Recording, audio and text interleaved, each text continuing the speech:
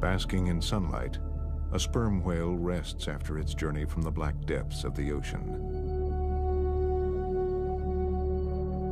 Sperm whales are the deepest diving of all mammals and can spend up to 90 minutes on the sea floor, hunting giant squid and other bottom dwellers. Like mammals on land, all whales and their dolphin cousins are warm-blooded and need to breathe air. So how have whales adapted terrestrial organs to a life at sea so successfully? And what prompted their ancestors to move from the land to the oceans?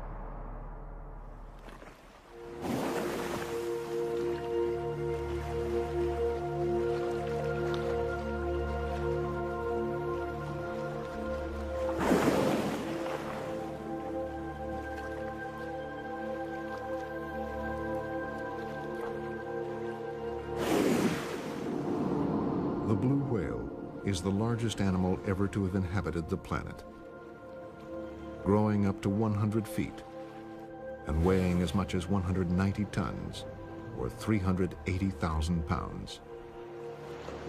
It is also extremely rare. Only its need to breathe allows us a fleeting glimpse of its legendary bulk.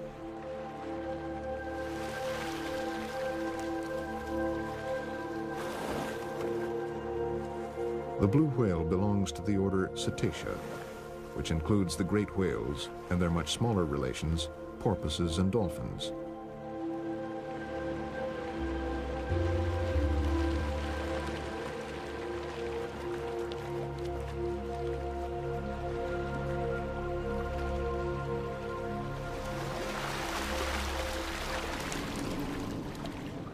The smallest of dolphins is a fraction of the size of a blue whale's fluke.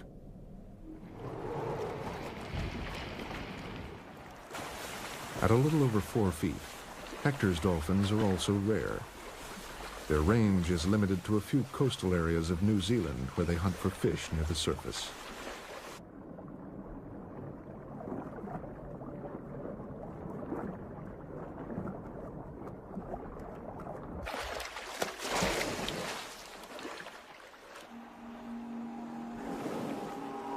As mammals, whales use lungs to breathe air, rather than gills to breathe water.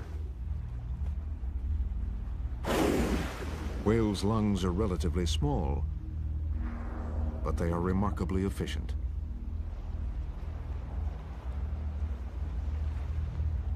When a whale surfaces, it can replace up to 90% of the air in its lungs in just a few seconds.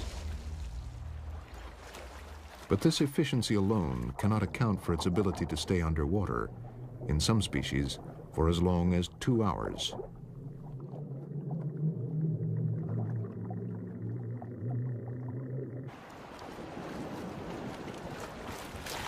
A diving whale descends with almost half its total oxygen stored in the muscles, where it is slowly released over time.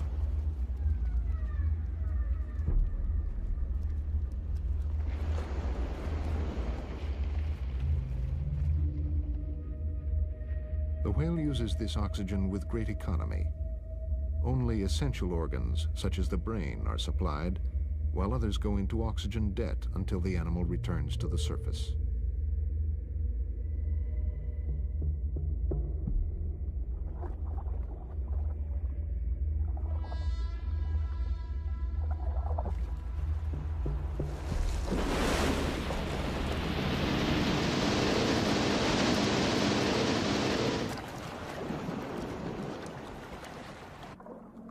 But the deep-diving sperm whale needs more than these adaptations. Its bulbous head contains the so-called spermaceti organ. Filled with a complex mixture of fats and waxes, one of the organ's functions is almost certainly to act as a biological ballast tank. When water is drawn into the huge nasal passages, the mixture cools and hardens, helping the whale to descend rapidly. The process is reversed by ejecting the water and pumping warm blood through the organ to liquefy the wax.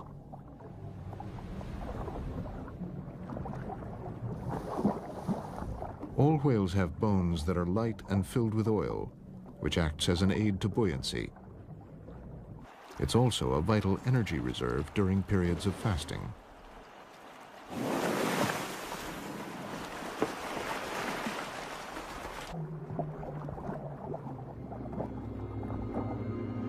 Whales are powerful swimmers, with tail flukes that are horizontal rather than vertical, as in fish. The flukes are boneless and consist of strong fibrous tissue. Powered by a pair of massive muscle blocks forward of the flukes, whales cruise at 6 miles an hour, with the fastest reported speed in excess of 40 miles an hour.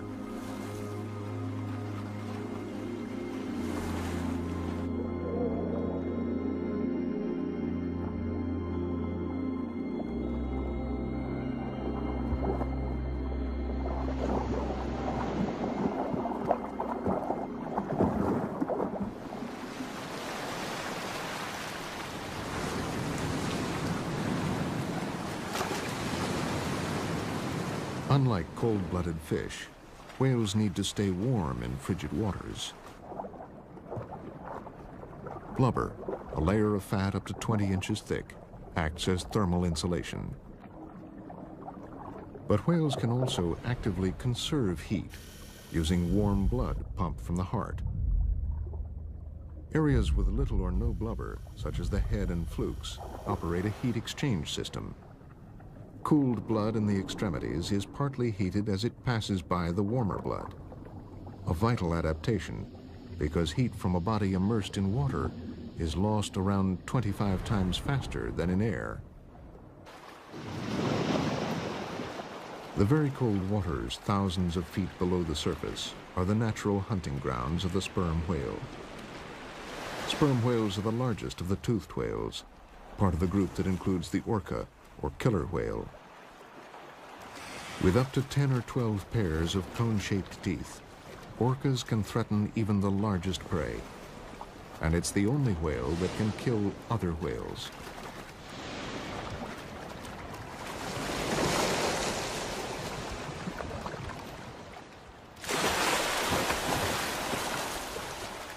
Dolphins also belong to the toothed whale group and feed on fast-moving fish and squid. Dolphins have even moved into some large rivers where they've become highly specialized. Primitive river dolphins like the Amazon buto have limited eyesight and use echolocation to find their prey in murky waters. Echolocation, or sonar, has only been used by humans since World War II, but it evolved in toothed whales and dolphins over millions of years.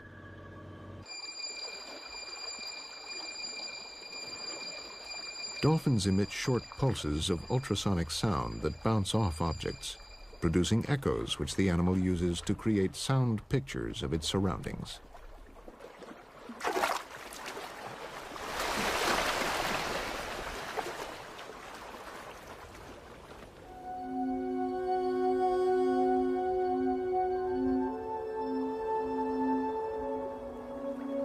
Among the constantly shifting ice flows and channels of the Arctic seas, the ability to navigate beyond the limits of vision is vital to survival. Another toothed whale, the beluga, has extraordinary sensory skills, including a highly tuned sonar navigation system.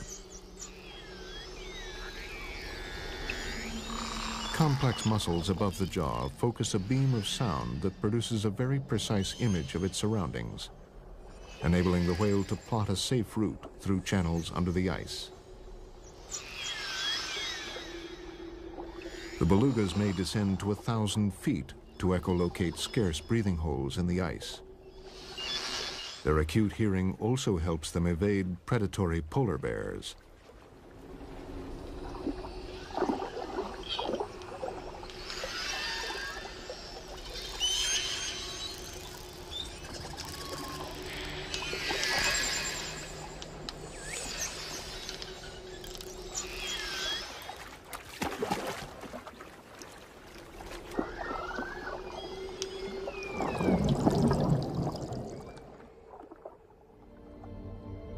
The largest whales, and therefore the largest animals on Earth, don't have teeth at all and feed on the world's smallest animals. These zooplankton in turn feed on minute sea plants called phytoplankton.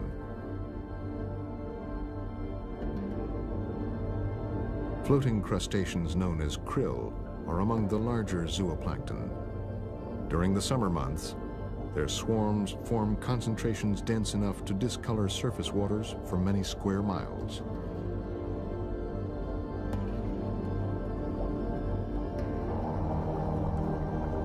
These superswarms have been estimated to weigh over 2 million tons.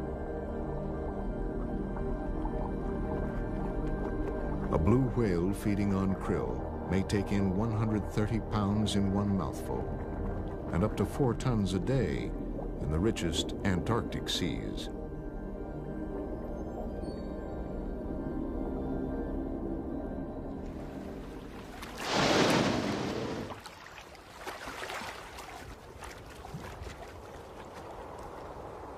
In a unique adaptation, some whales evolved baleen plates as a simple replacement to teeth, enabling them to harvest these swarms.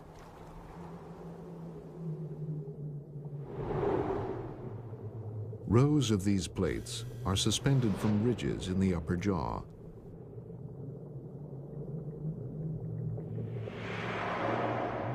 Baleen whales feed by simply opening their mouths to take in both prey and water. By closing their mouths and raising up the tongue, the water is expelled through the baleen plates, filtering out the food. Baleen itself is made of keratin, like hair and fingernails. From hundreds of plates hang countless hair-like fibers that can filter the vast quantities of food. Gray whales, the most primitive of the toothless whales, evolved thick, bristly baleen to rake the seabed, dislodging crustaceans embedded in the sand.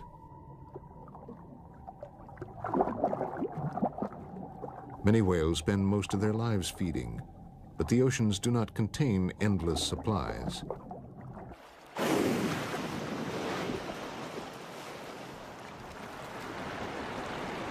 Off the coast of Baja California, blue and fin whales hunt for food.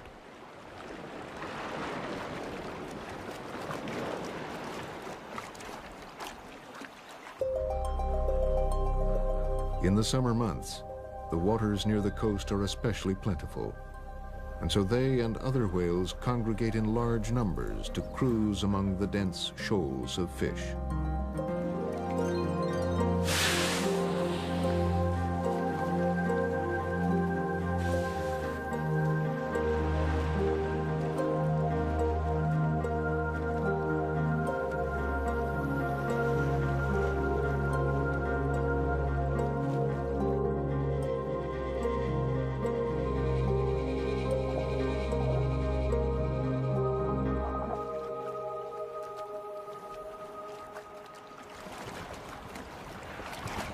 The whale's activities incite a feeding frenzy among pelicans and other seabirds.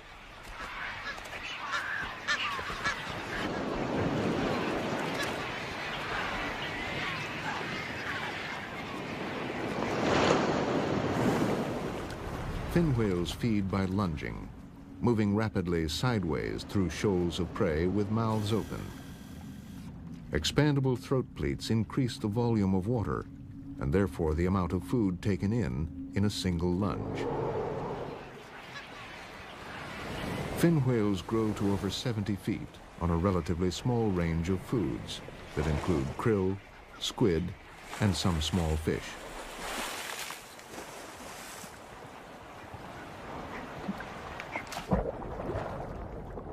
Pelicans capitalize on the havoc wrought by the feeding fin whales.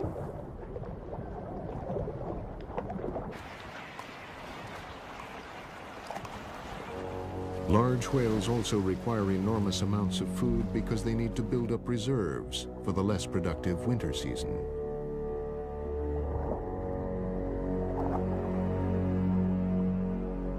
Humpbacks cooperate to harvest the sea, using a skillfully woven fishing net to encircle their prey.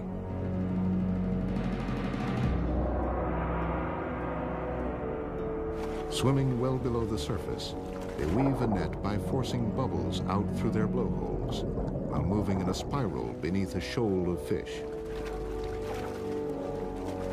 The bubbles drive the fish towards the center of the net.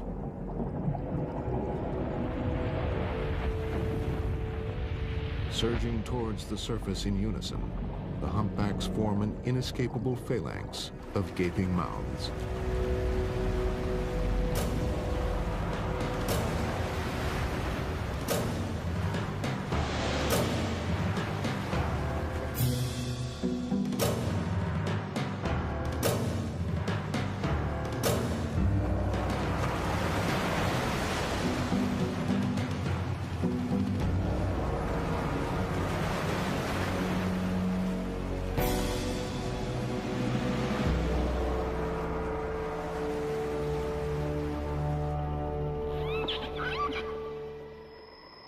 Orcas, or killer whales, cooperate in a different way.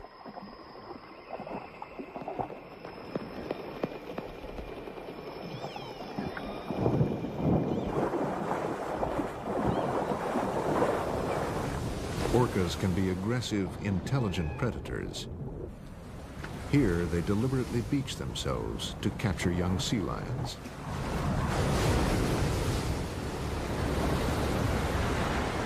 Shoreline feeding has been passed down through the generations, adults showing their young how to achieve the best results.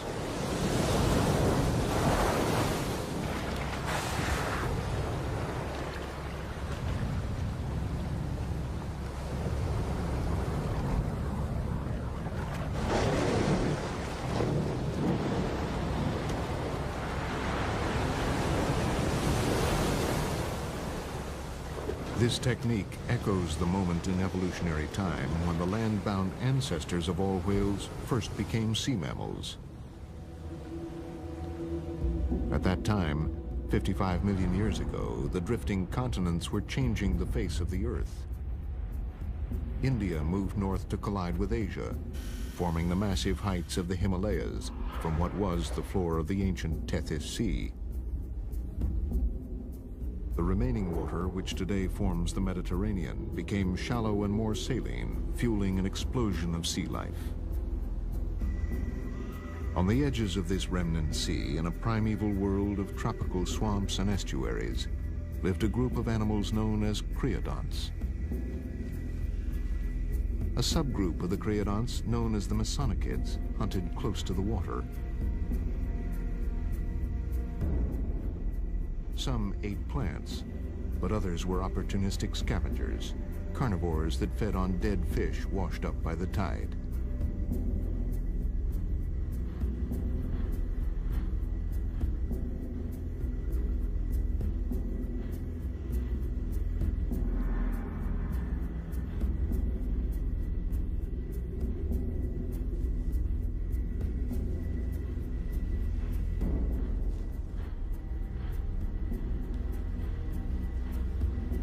Eventually, these carnivores hunted exclusively along the tide line, entering the surf to capture dead or dying prey.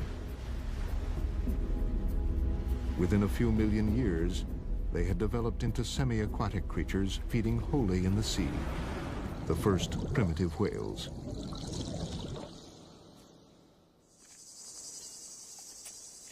In the last few decades, scientists have gradually uncovered the mystery of how a land mammal returned to the sea. Near Santa Barbara, on the Californian coast, new finds like this 12-million-year-old skull of a whale are adding to an emerging picture of how whales evolved.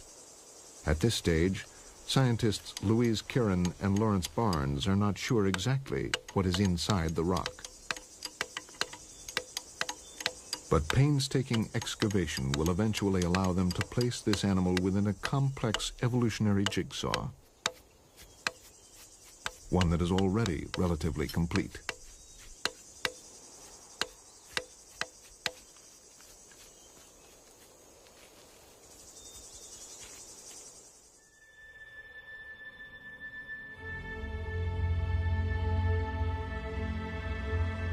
The whale's story begins with the amphibious animal that evolved from Mesonychids.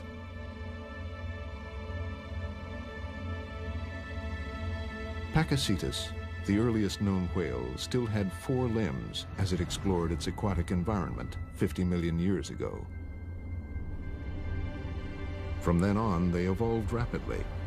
Ambulocetus had large hind feet clearly adapted for swimming. Then later, Rhodocetus evolved a feature that enabled them to venture further from the land. The tail vertebrae detached from each other, allowing the tail to move up and down for propulsion.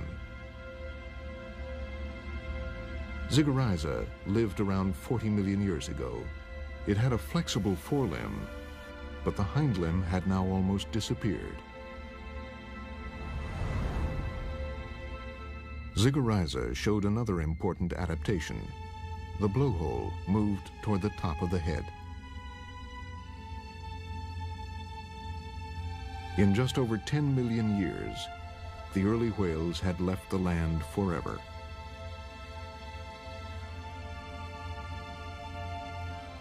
These primitive whales had teeth designed to grasp and shear, but eventually they became modified to form long rows of sharp, uniform teeth.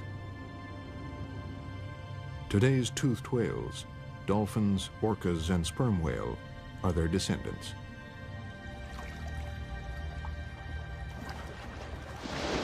Around 25 million years ago, the baleen whales evolved from a toothed ancestor. Even today, the fetuses of some baleen whales have remnants of teeth.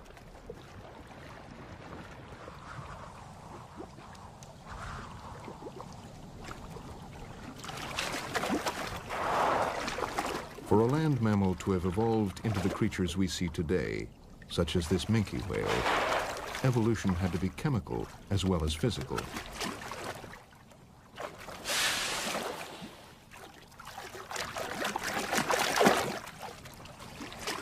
Kidneys became specialized to deal with excess salt. Fluids covered the eyes to protect them from the saline environment. And body hair was lost. No other mammal has a covering so sleek.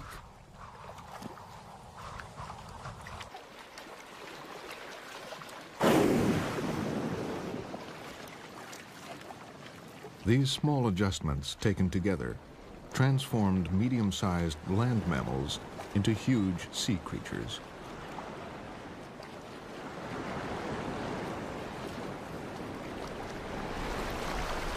At just under 100 feet long, a Boeing 737 is shorter than the largest recorded blue whale. A blue whale's heart is the size of a Volkswagen. And the whale itself is 6 times heavier than the plane.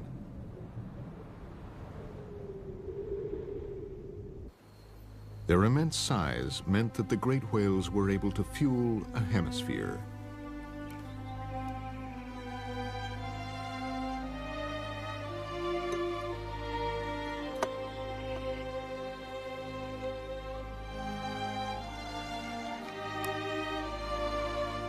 Whale oil lit the continents for many centuries, and later lubricated the machines of the industrial age.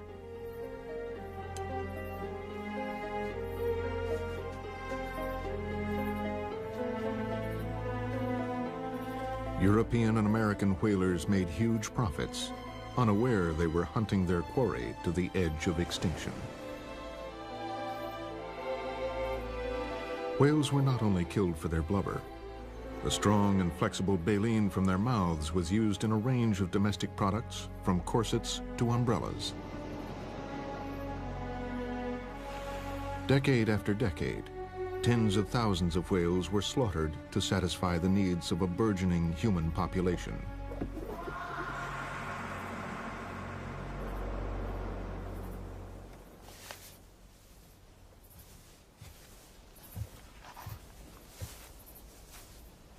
Herman Melville's story of Moby Dick, the mythic great white sperm whale, told of high adventure, obsession, and an existence fraught with danger.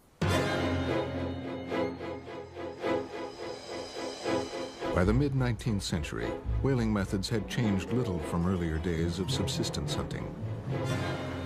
It was still an intimate struggle between men and whales. And disaster was always looming.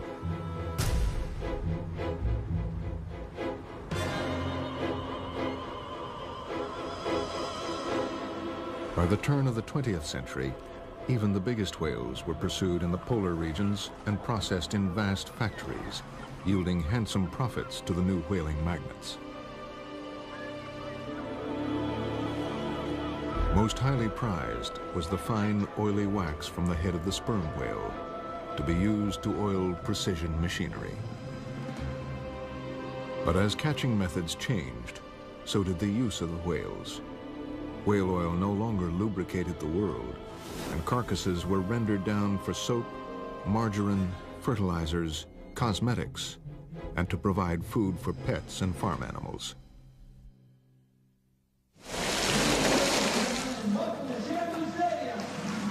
Human attitudes have changed significantly since mass whaling ended, and whales now hold a special place in our collective conscience.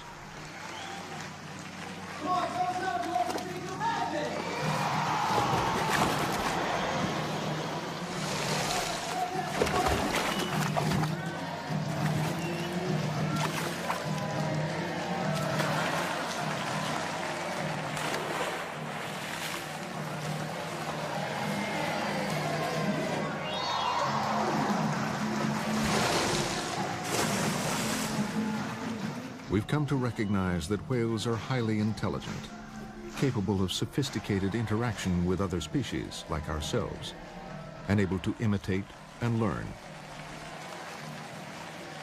Whales are even adaptable and successful in some pretty unusual situations.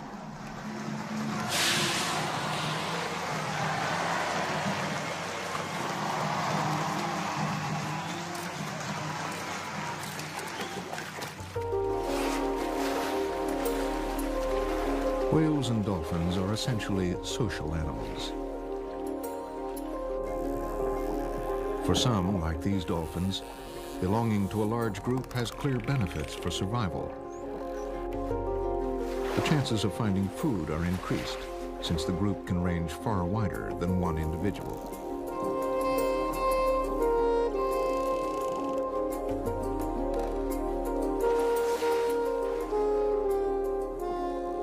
Collective defense against predators is more likely to succeed, and grouping helps bring individuals together for breeding.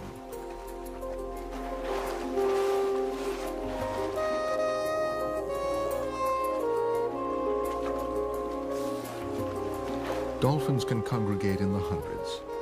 Their schools are fluid, with individuals leaving to join other groups, but with a core of members that stays together.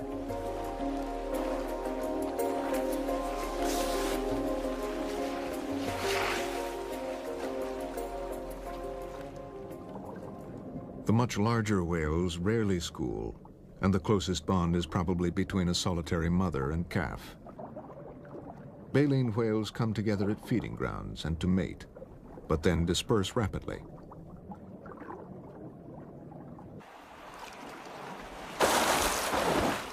However, sperm whales, the largest of the toothed whales, do group together in pods in warmer waters. Females form the core of the pod, which also consists of calves and juveniles of both sexes.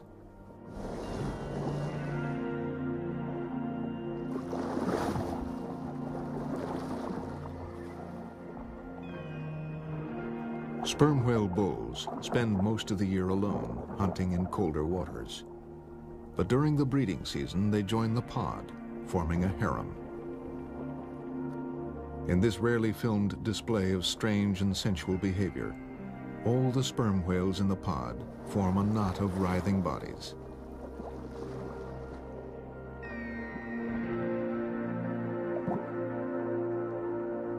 Its purpose is unclear, but it may be a means of reinforcing social bonds within the pod.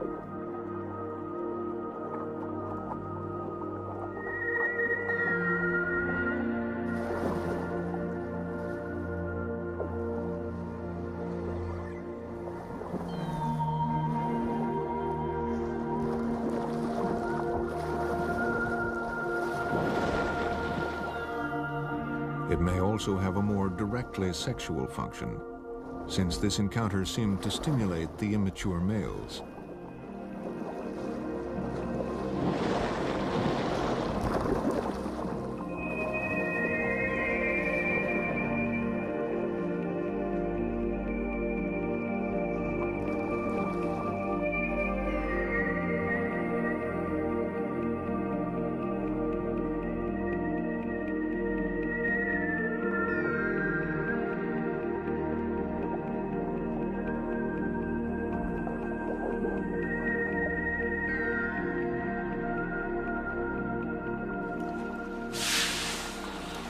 Pilot whales also live in tightly knit groups, but they are often led by a single older female. Strong social bonds like these may hold a clue to one of the most perplexing mysteries about whales: their apparently deliberate strandings on shore. Evidence from stranding sites suggests that some animals had parasitic infestations of the ear and brain, to such a degree that it may have caused disorientation. An infected dominant female could easily lead her entire group into dangerously shallow waters.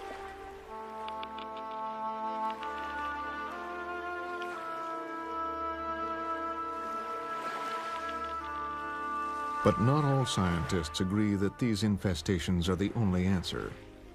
Others point to magnetite particles found in the brain of several species that may be acting as an internal compass.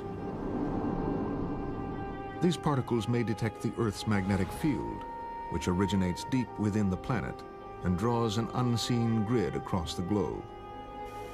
If whales are using this geomagnetic information to navigate, it's possible that this system breaks down, leading them into shallow water traps.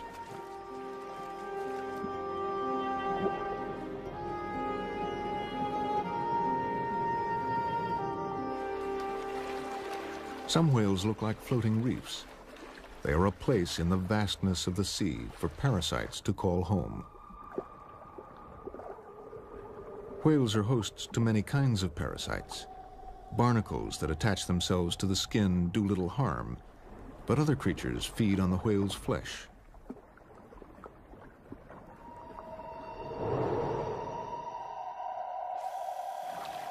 Whale lice have claws that can cling on to a rapidly moving animal, and jaws designed to pierce its flesh.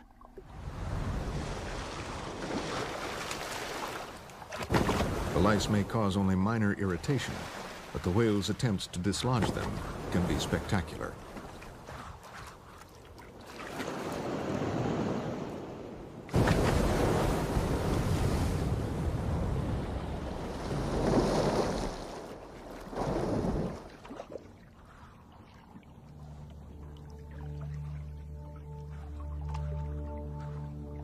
Spring arrives in the Arctic, and as the ice recedes, it's a time for renewal.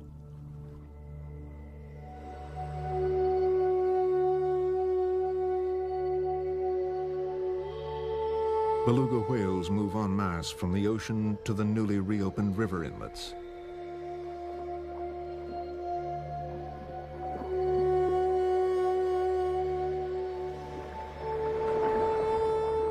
All whales shed skin and parasites during their lives, but belugas are the only whales that migrate to certain areas in the Arctic specifically to molt their skin.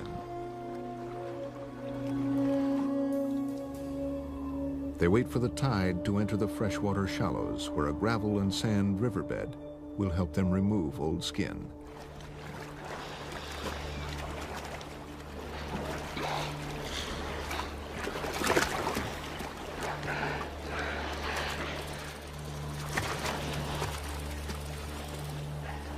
During the year, a coat of yellow-green algae builds up on the upper body, and this too will be shed.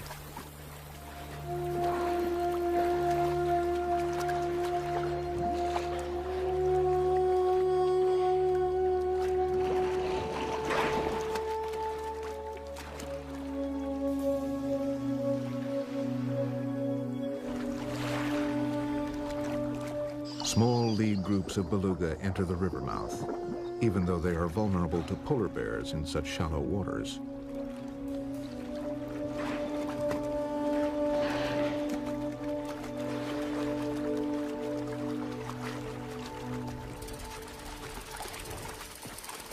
As the tide peaks, hundreds of whales begin rubbing and scratching against the riverbed and each other.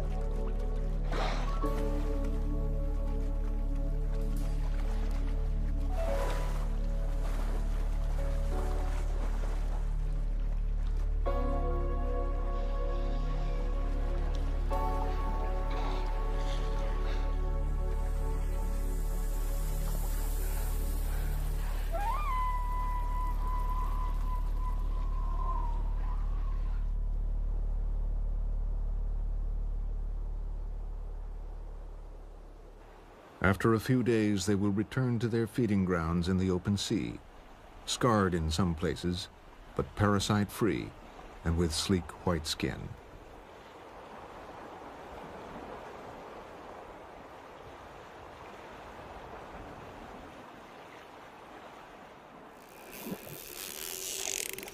With the evolution of sociability among whales came the development of highly sophisticated communication. Whales vocalize almost continuously and produce a range of sounds that is remarkably diverse.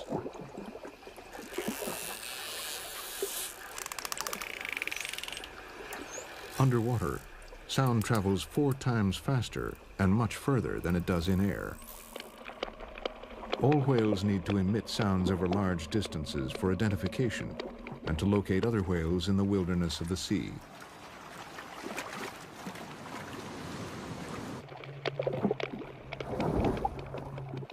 In this way, whales constantly send and receive information about sex and activity.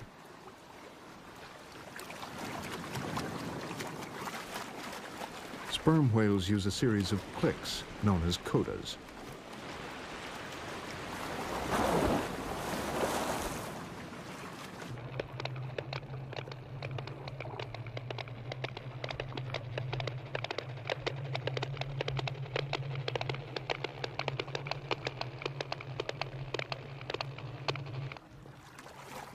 It appears that one whale will call and another will answer with exactly the same coda.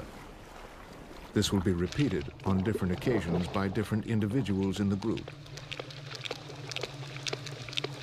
In other areas of the oceans, populations of sperm whales have different codas, indicating the existence of dialects within the sperm whale language.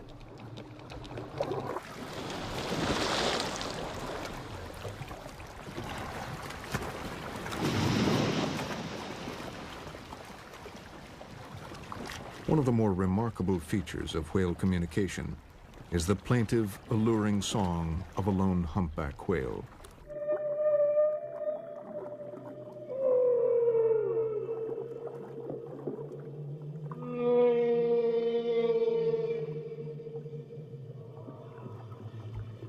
In an attempt to attract a mate, a male may sing for more than 24 hours, with only a few short breaks to breathe. His song may last up to 35 minutes before being repeated. A whale's song is quite clearly defined, with a recognizable beginning, middle, and end. Individual songs have their own peculiarities, their own syllables, phrases, and themes.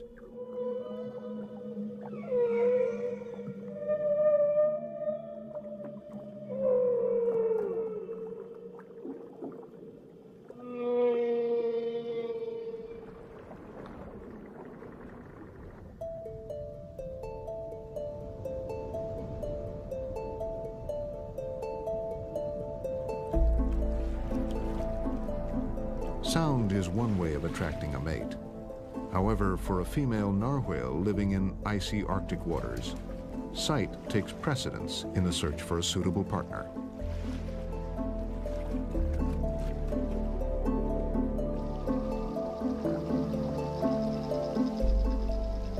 Male narwhals, which grow to about 15 feet, have ivory tusks that are up to 10 feet long. Males joust with these elongated swords, which are both weapons and symbols of dominance.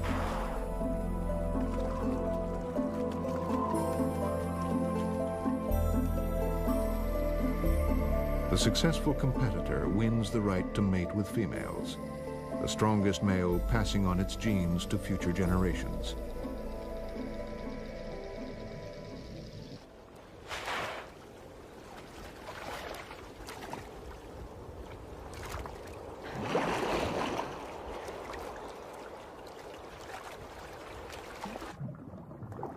Among southern right whales, male competition is intense.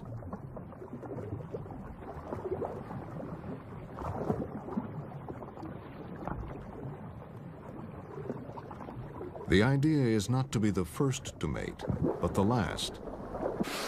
Because southern right males have the largest testes on Earth, each weighing close to half a ton, the last male to mate not only deposits huge quantities of sperm, but washes out that of the preceding males.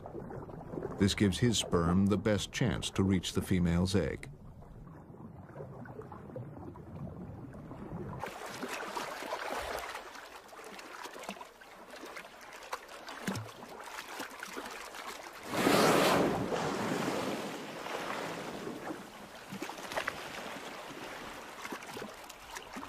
Many whales migrate huge distances to mate. But the master mariner is the gray whale. Its journey is the longest of any mammal, an 11,000-mile round trip. From October, whales begin migrating south from the Bering Sea and Gulf of Alaska, hugging the North American coastline down to the warm water lagoons of Baja California.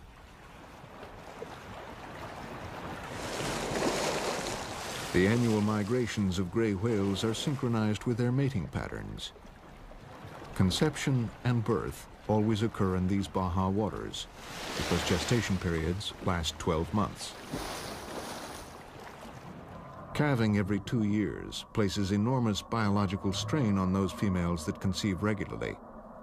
But the warm waters of tropical breeding grounds may help sustain both females and their newborns.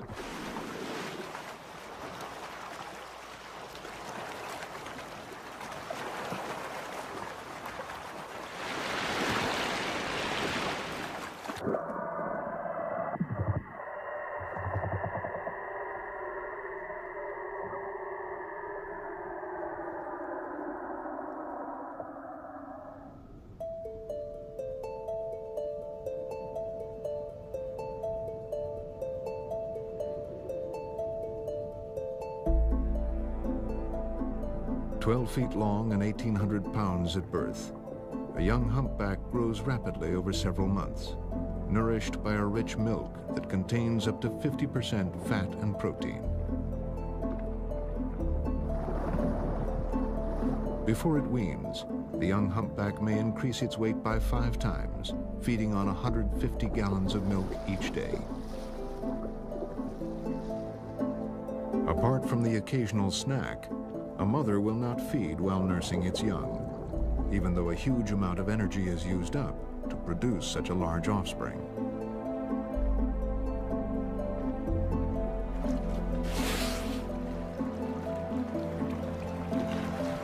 A mother must also protect its young from threats that can come from any direction. To a pack of hungry killer whales, any newborn whale is a tempting target.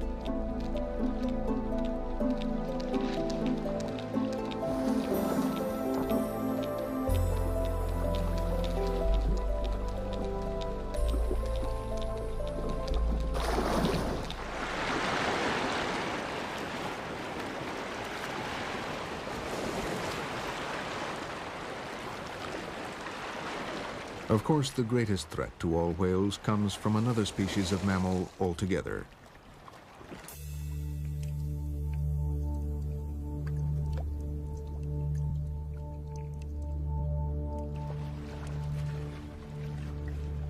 Humans began whaling during the first migrations from Siberia to the Americas.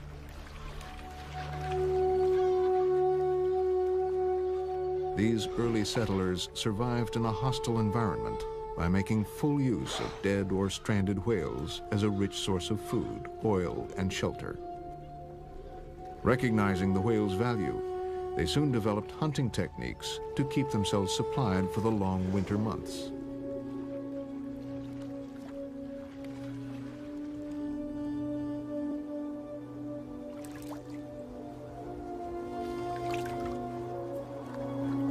Today, subsistence whaling is still part of life in the frozen north.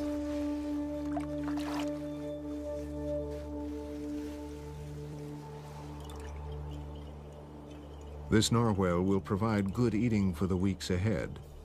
The skin and blubber will be cut and dried, providing food that is rich in vitamin C.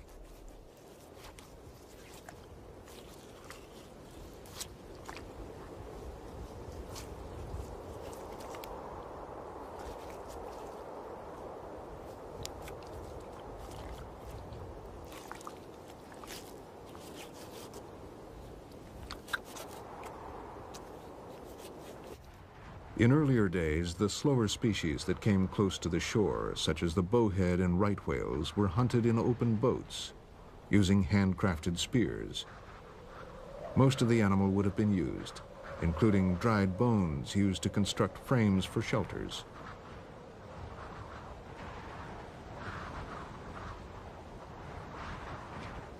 The annual catch of whale populations was small, and life in the Arctic remained relatively stable for many centuries, until the coming of a new threat, the commercial whalers.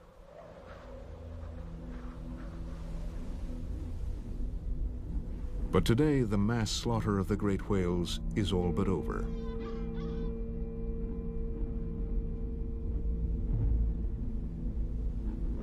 Conservation groups fought long and hard to close the whaling stations. But by the time mass whaling had ended, over 3/4 of the world's population of great whales had been obliterated. Communities that once depended on the whaling trade are now sustained by a new industry: whale-watching ecotourism.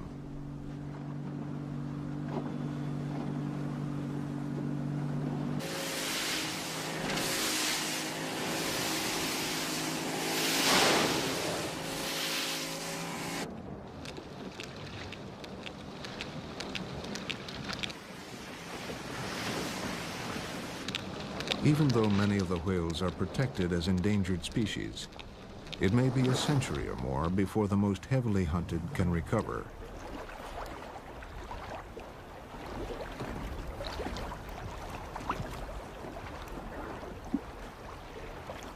One positive step came in 1994 with the creation of a southern sanctuary in the seas surrounding Antarctica, a haven for 80% of the world's remaining great whales.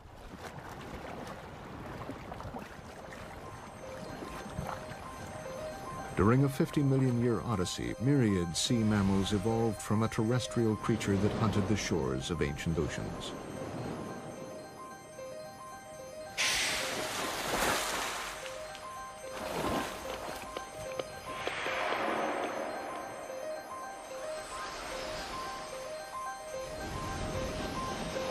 They gradually lost those features that associated them with the land, now spawning their young into the oceans, where they would spend their entire lives.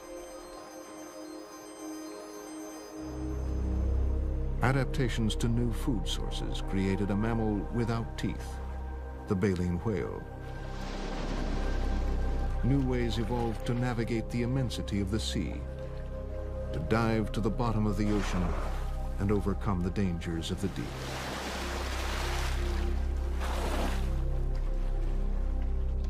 They became social animals that now hunt together, play together, and call out across the ocean vastness.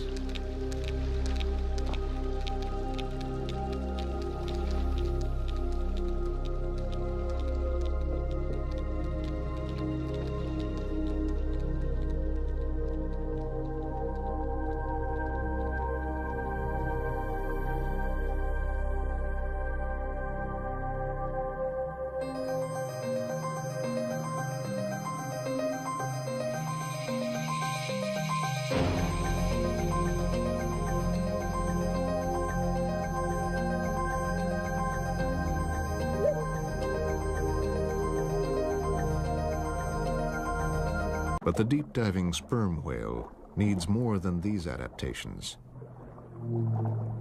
Its bulbous head contains the so-called spermaceti organ. Filled with a complex mixture of fats and waxes, one of the organ's functions is almost certainly to act as a biological ballast tank. When water is drawn into the huge nasal passages, the mixture cools and hardens, helping the whale to descend rapidly. The process is reversed by ejecting the water and pumping warm blood through the organ to liquefy the wax.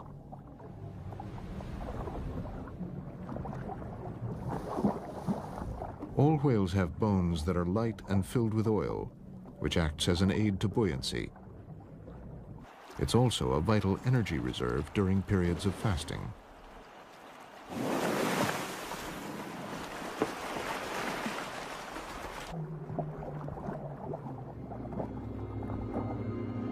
Whales are powerful swimmers, with tail flukes that are horizontal rather than vertical.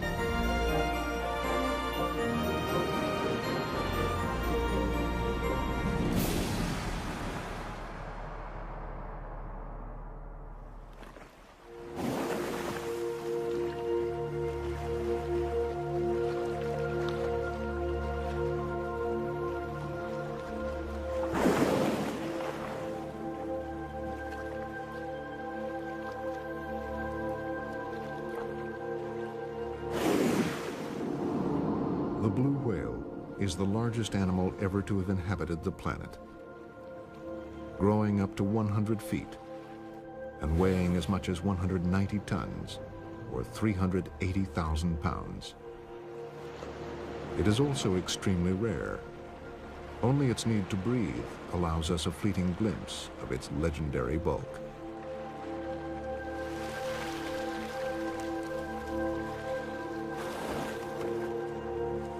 The blue whale belongs to the order Cetacea, which includes the great whales and their much smaller relations, porpoises and dolphins.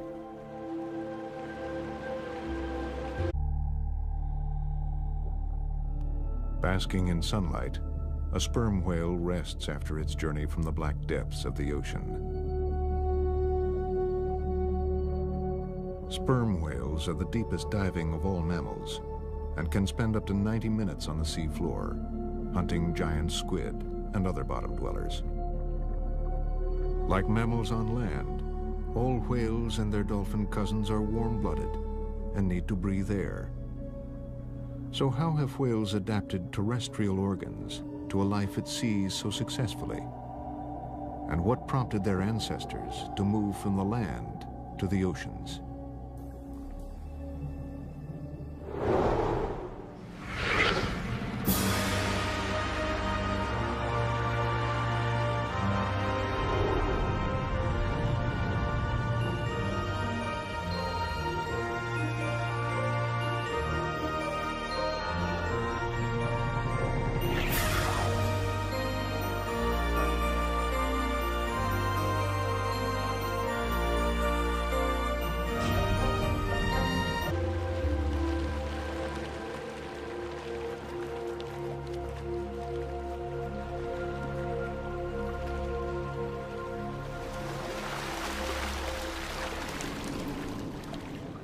The smallest of dolphins is a fraction of the size of a blue whale's fluke.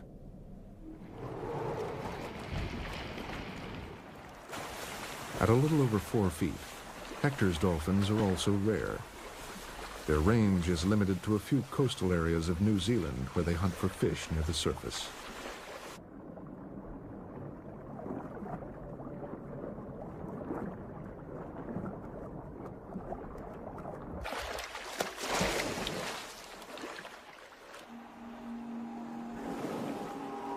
As mammals, whales use lungs to breathe air, rather than gills to breathe water. Whales' lungs are relatively small, but they are remarkably efficient.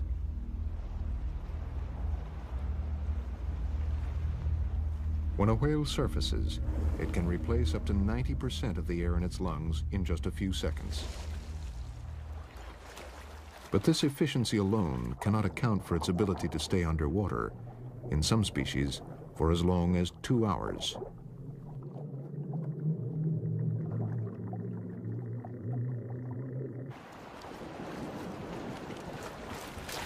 A diving whale descends with almost half its total oxygen stored in the muscles, where it is slowly released over time.